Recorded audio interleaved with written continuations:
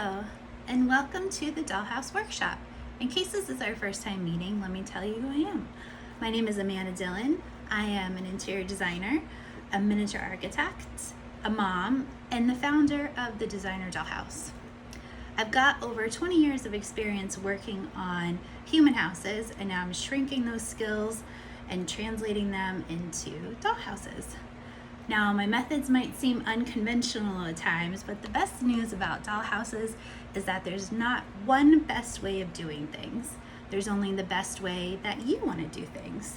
So come along with me and I'll show you how I like to do things, and then you can develop your own way of doing them. Now, a lot of people think that getting into dollhousing, you need expensive tools and that it can be a very costly hobby, but that's not true. I mean, granted, of course it can be pricey, but that's can be said for anything that you do.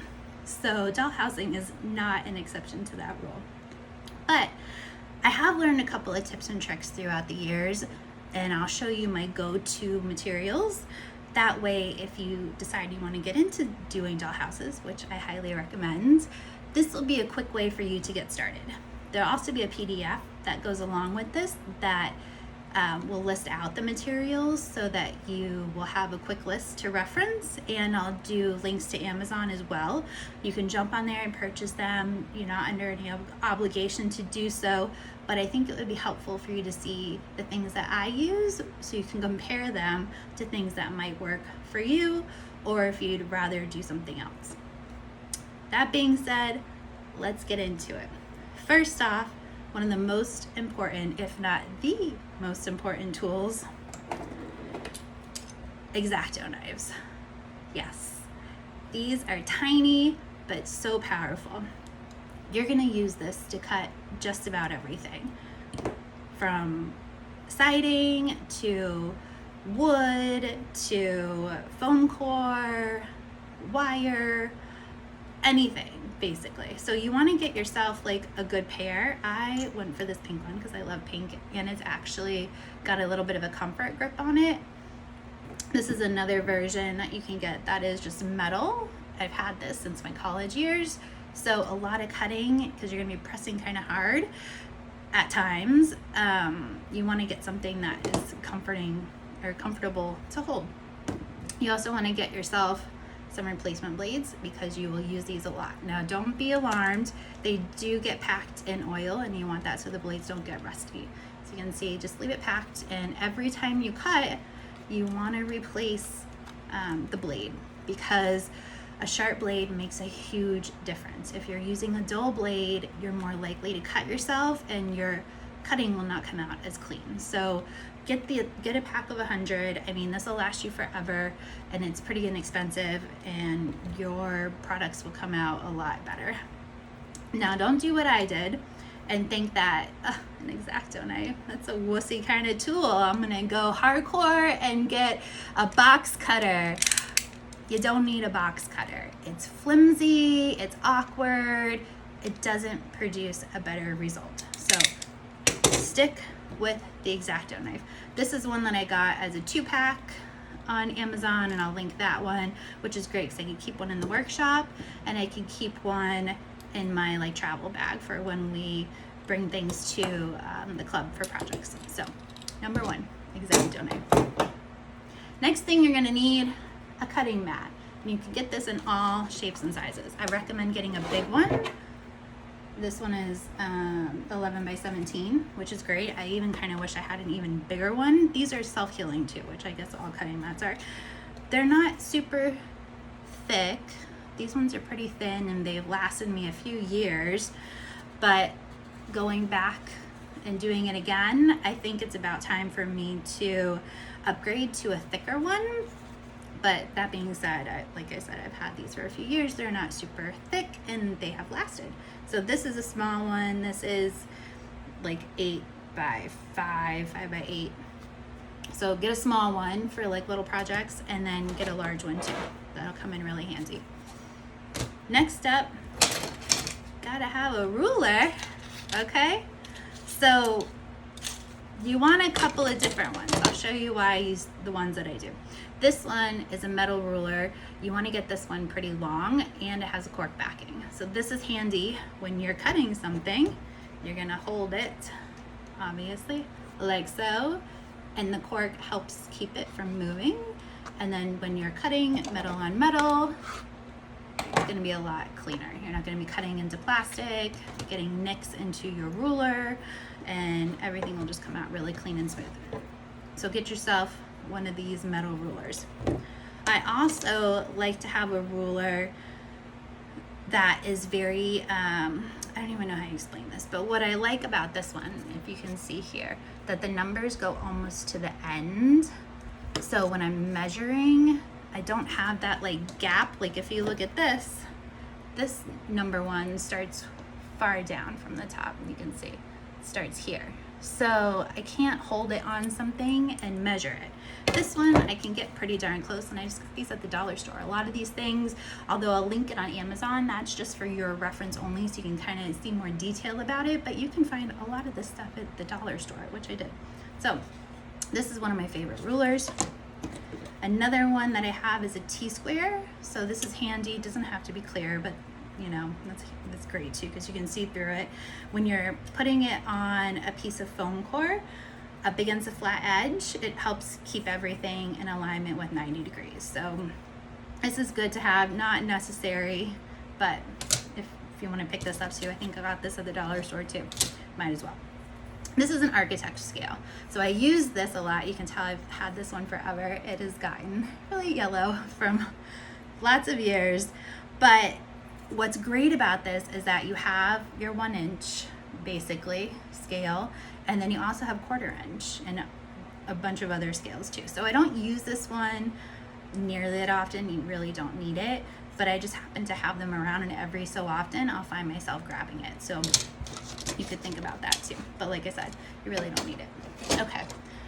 Next, another kind of ruler, and it doesn't have to be a ruler, but a straight edge. So this will help keep you with 90-degree angles. Now this is one that's obviously, that's made with measurements on it. It's like a professional kind of one, but you don't even have to do that. You can find something that has a 90-degree corner. Like this is a wood sample. I use this all the time because it's stiff and it's got perfectly straight corners. So you don't need a fancy tool. You just need something that is straight. This will help you when you are measuring out. If you're cutting foam core or cutting a piece of wood, you want to make sure that your lines are straight and that your angles are either 90 degrees, or if you're doing a special angle, that's a whole different story, but typically you want like a 90-degree butt joint. This will help keep you nice and straight. Make sure that you have it. So something like that. You don't have to buy it. I'm sure you could find it. You could even use like a piece of paper, cardstock, something like that. Okay, next we have a old faithful blue tape. Blue tape will be your best friend. You want to get a couple different sizes, skinny, fat. I also have a medium. Not sure where that is, but that's why I have extra. So this comes in so handy if you are doing wallpaper and you want to put it on the seam, if you want to hold something in place, if you're just doing a temporary kind of setup. Like I hate to glue things in and make anything permanent, and blue tape comes in so handy to keep things secure, but also able to take it off and modify it down the road when you feel like it. This is also great for when you're putting a floor in, if you're putting furniture together and you need to hold it while the glue dries, if you're doing wood paneling, shingles, you name it, blue tape is going to be your buddy. So get you some blue tape.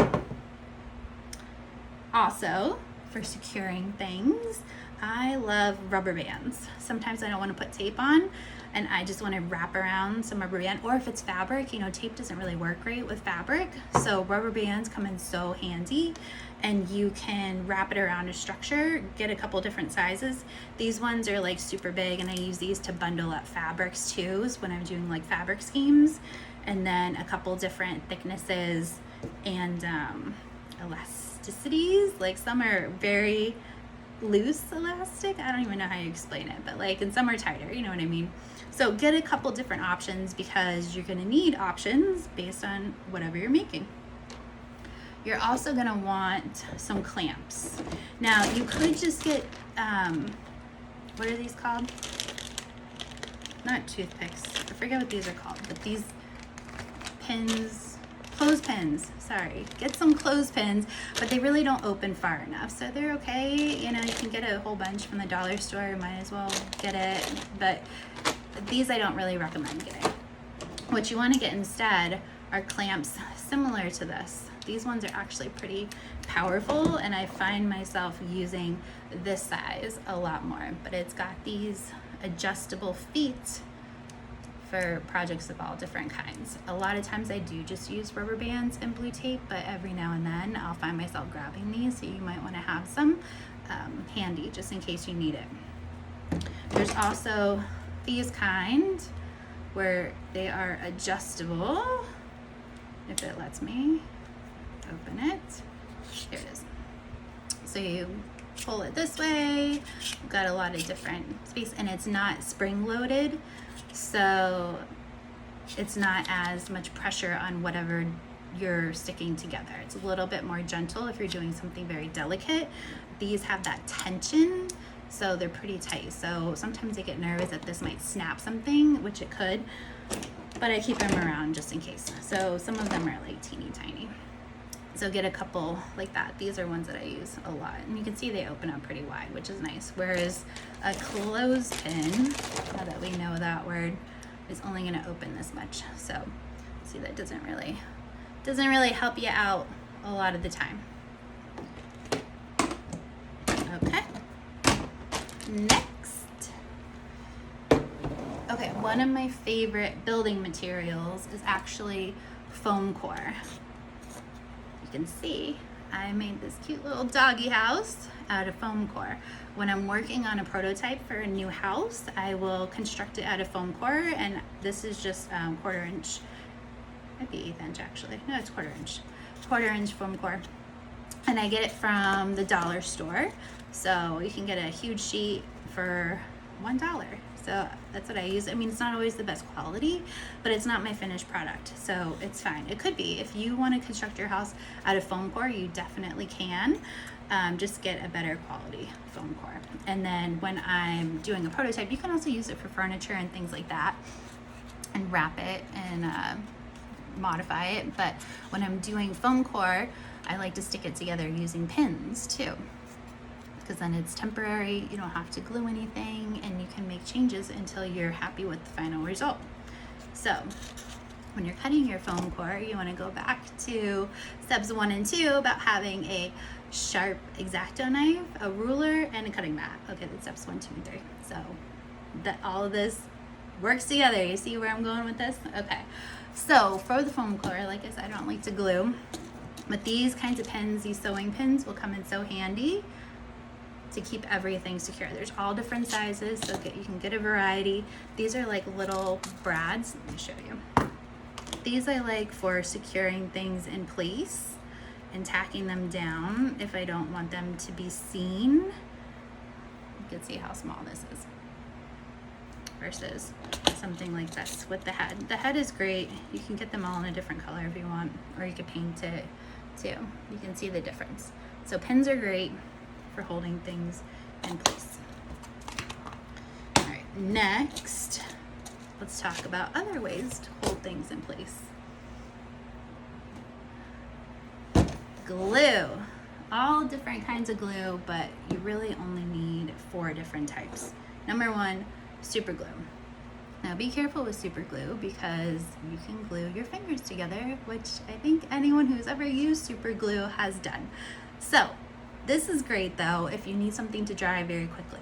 If I'm doing like wood siding or wood clapboarding, I will do a mix of wood glue, which you definitely want to use if your main material is made out of wood, because it has less moisture in it than other glues, so it'll help keep your wood from warping.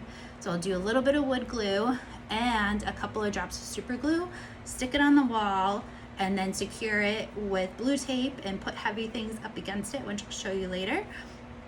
And then it's awesome. This stays in place, it doesn't warp. That's great. Okay, so wood glue, like I said, super glue. I also like to use Elmer's Glue All, because you can glue all kinds of things with it. And I use this a lot. And then you also want to get, this is a Beacon 3-in-1 clear glue. This is great for shingles. It's pretty strong and it's clear. So it can get strings on it, which gets annoying, but it is worth it. And anytime you need like a clear glue, this has been my go-to clear glue. You also want to get some tiny glue bottles. These come in so handy when you are trying to do some small areas instead of having to dip everything in or use a toothpick, you know, and it's great to just have like a really thin point. You can see I close this one. The way that I close it, you could put a pin in it. Sometimes the pins get rusty. I just put a dab of glue on the top and it seals itself. So that's how I use the glue. Next up, cutting. This is what I used for the first couple of years. I have a bandsaw now. I'm sorry, a scroll saw, and I really don't use it that often.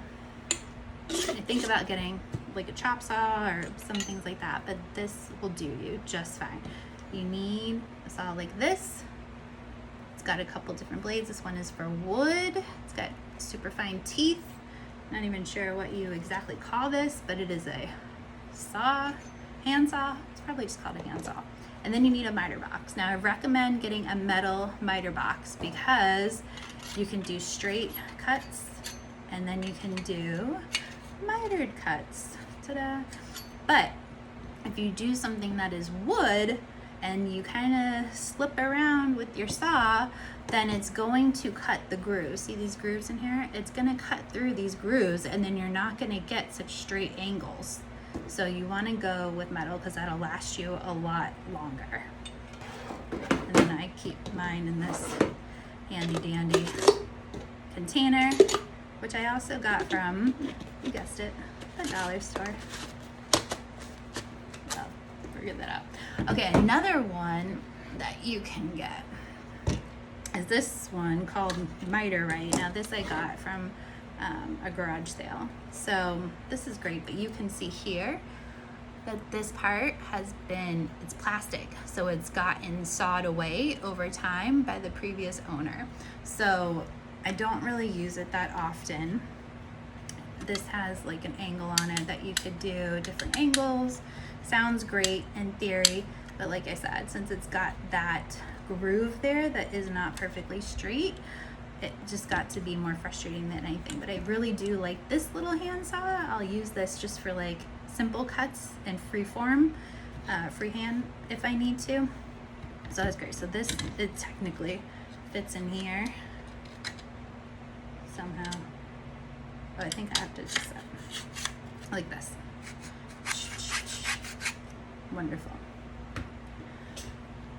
Another kind of cutting tool is this like miter scissors. So if you see here, you've got a bunch of different angles and you can turn this if you're cutting 45 degrees, 135, and then you can cut it. So if you're doing smaller pieces of wood, like popsicle sticks or flooring, as long as it's not too thick, you can cut it on here. So that comes in handy. I don't use it a ton, but every now and then I'll use it. If I'm doing a whole bunch of things, it'll comes out really quick. Sometimes if you're sawing a lot, it can hurt your hand. So you're gonna wanna take a break and you're gonna definitely wanna keep a sharp blade in mind, because the sharper your blade, the less you have to push and the less like stress on your joints. And then the longer you'll be able to dollhouse. Okay, next, once you cut all your wood, you need to make sure the edges are smooth and clean. And that's where sandpaper comes in. So you want to get sandpaper that has all different kinds of grits. I've had these for years, so because you're just going to use little pieces, so you could get a whole bunch of different ones, or you just want to really get like fine and heavy. That kind of goes in the middle. You don't really need medium, I guess. I think you should get it because it's good to have. But like a lot of times I'll use the fine and then I'll do a rough sand too. So those are good to have in a variety. And then you also want to get like a sanding block. This I got from the dollar store, and it just helps to keep everything stationary when you're sanding. That way you're not like holding and your fingers can move, and then your sanding isn't super smooth. So this helps keep everything flat and level when you're sanding, because it's got the flat bottom. And then you just put your sandpaper in here. See, you take a new piece. It's got these little like prongs. You stick it in there, keep it tight, and you can easily swap it out. All different kinds. Another thing that's good to have is a nail file. So these come in all different shapes and sizes. You can also get metal ones. This is just a basic one, but if you're sanding something, you can put it down flat like so, and then say you're sanding this craft blades, it keeps it on a straight surface, and that'll also give you a nice flat edge. Sometimes paper can be wonky, like I said, so it's good to have something stiff, and like the sanding block is curved for your hand, so you're going to be rocking with that, so a file is good.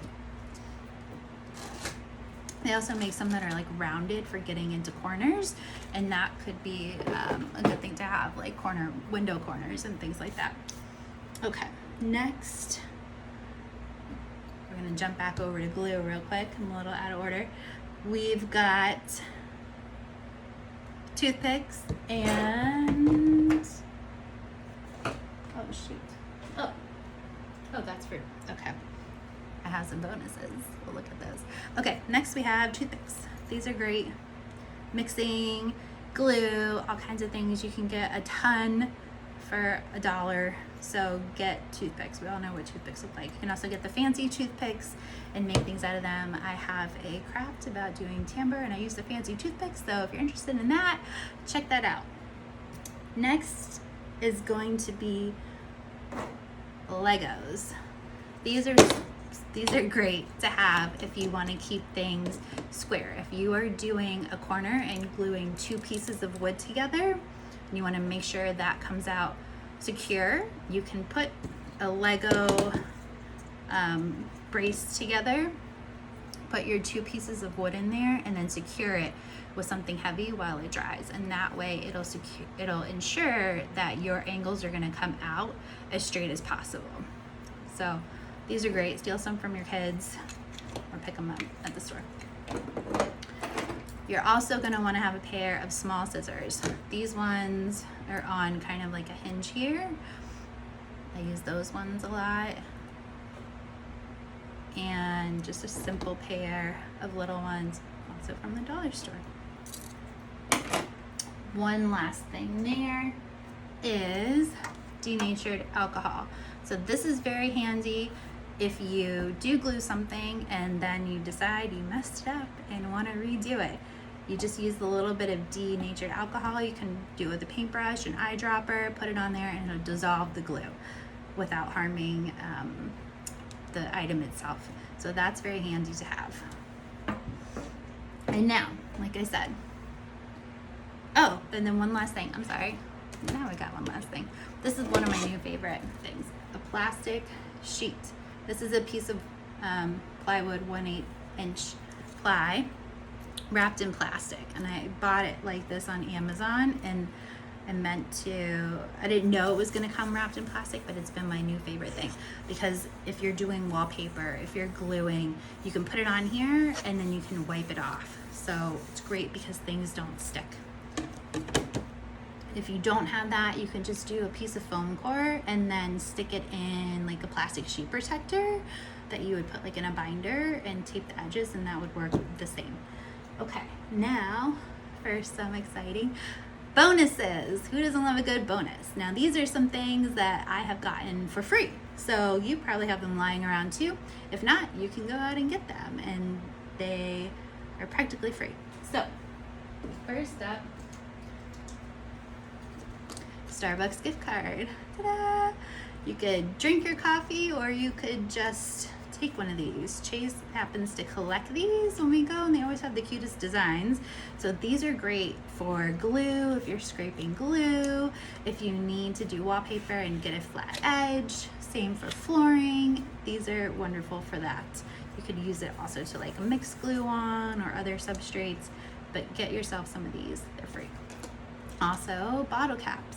My cousin is a nurse and she gave me a whole bunch of bottle caps, and I use these for glue, like if I need to do a dollop of glue and I do want to use a toothpick, because sometimes you do prefer to still use a toothpick. This is great because then after the glue hardens, you can just rip it off, throw it in the trash, and keep your bottle cap. Some people like to put them on like glue daubs on cardboard or wax paper, but then you're wasting that material instead of using it to turn it into something cool. And then these you can use over and over once the glue dries. One of my other favorite materials is something heavy. You need heavy stuff. Now I just happen to have tile samples always around because of my interior design projects, so I use these all the time to weigh stuff down, like the windows. If you have your windows in here, then I use it to secure the edges and the joints while they dry. You could wrap it in wax paper so things don't slip, but you're gonna wanna get some heavy things to weigh your stuff down. You could also just do a box, like a small box. I have all these like little birch box when I used to do those. Remember those like subscription boxes? And then I filled it with rocks. So it works the same way. So just get creative. Another thing, found objects. You never know what you're gonna need. So collect bottles, collect caps, collect little scraps of wood and paper and bits and baubles. Be like Ariel and collect all these things, because you never know what you could turn it into. This little chair, for instance, used to be, can you guess? I'll give you a second. A medicine cap. What is this? A bottle thing. So that's what that was, for medicine. And now it's a cute little chair. So there you go. That was all this was practically free to make. All you need was fabric, some foam, and some cardboard. Easy. And look how cute. Done. Recycling is big. Speaking of, egg crates. I eat a lot of eggs. These ones I love, these plastic ones, because they have an internal compartment. This is great for storing miniature accessories. So what I like to do is do like a theme. I have a whole like Halloween storage box, and I will put in the accessories in each of these, and then you have it all together. So you could have one just for food, you could have one for books, you could have one for florals, all of that, and it's free. Another, before I jump into that, egg crates that are not plastic. These ones are the paper version. These are great to have too. You can create all kinds of textures with them. Rock walls, brick walls, walkways, concrete. You can use these a lot. So save these. And then the foam ones, which I don't have because I think those are bad for the environment, but you can also turn those into bricks too. So don't throw out those things. This is another thing along those lines too. This was for salad. So I ate the salad and then I saved the container, and it stores furniture that I have for a house that I'm working on. This way you can see through it, you can keep different rooms organized, and it's free. So I hope you enjoyed this little video talking about tools, and that you found it helpful for you in your own dollhouse journey. If you have any questions, feel free to reach out to me at Amanda at the Designer Dollhouse or on Instagram, and I'm happy to answer any questions you may have or help you along your journey. Until next time, thanks for tuning in. We'll see you later. Bye.